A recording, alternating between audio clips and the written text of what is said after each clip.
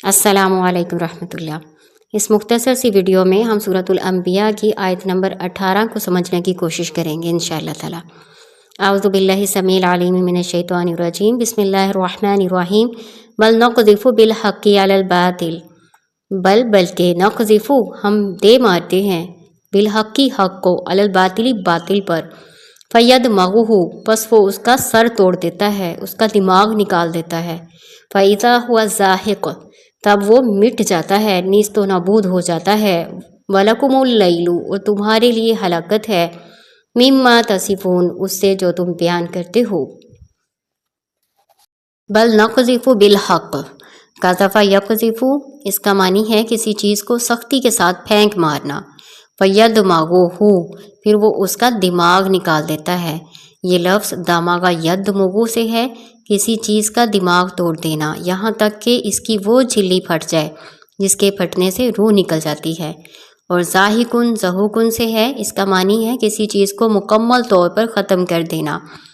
اللہ تعالیٰ کہہ رہے ہیں کہ ہم نے اس کائنات کو بے مقصد نہیں بنایا، بلکہ اس میں حق و باطل کا معرکہ ہمیشہ سے جاری ہے، اور اس معرکہ آرائی میں اللہ تعالیٰ کہتے ہیں ہم نے ہمیشہ حق کو غالب کیا اور باطل اور شر کو مغلوب کیا ہے، اور آئندہ بھی ایسا ہی ہوگا۔ اللہ تعالیٰ حق کو غالب کریں گے اور جو شر ہے اللہ تعالیٰ اس کو نیست و نابود کرتے رہیں گے۔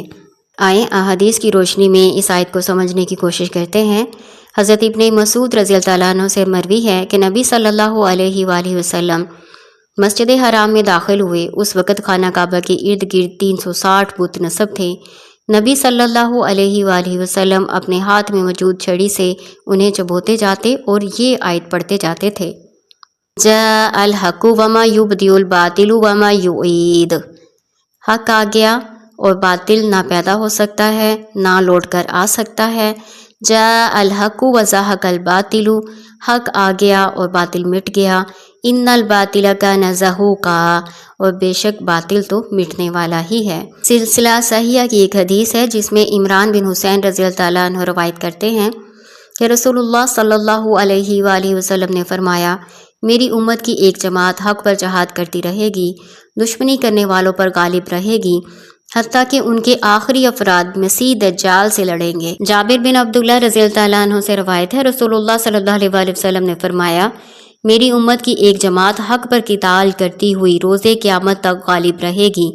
جب عیسیٰ بن مریم علیہ السلام نازل ہوں گے تو ان کا امیر ان سے کہے گا کہ آئیں ہمیں نماز پڑھائیں، وہ کہیں گے نہیں، تم ہی ایک دوسرے کے امیر بن سکتے ہو، یعنی میں جماعت نہیں کرواؤں گا، تم میں سے کوئی جو تمہارا مسلمانوں میں سے جو امیر ہے وہ امامت کروائے۔ تو یہ اللہ تعالیٰ کی طرف سے اس امت کی عزت افزائی ہے۔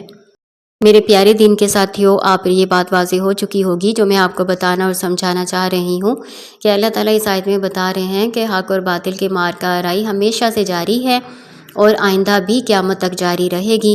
اللہ تعالیٰ اپنے نیک لوگوں کی، اپنے متقیوں کی اور حق پر قائم رہنے والوں کی اللہ تعالیٰ مدد فرمائیں گے، ان کو کبھی بھی اکیلا نہیں چھوڑیں گے بلکہ ان کو غالب رکھیں گے، ان کو ہمیشہ غلبہ عطا فرمائیں گے۔ یہاں تک کہ آپ صلی اللہ علیہ وسلم کی احادیث کی روشنی میں ہمیں پتہ چلتا ہے کہ حق پر قائم رہنے والی یہ جماعت، ان کا آخری جہاد جو ہے وہ مسیح دجال سے ہوگا۔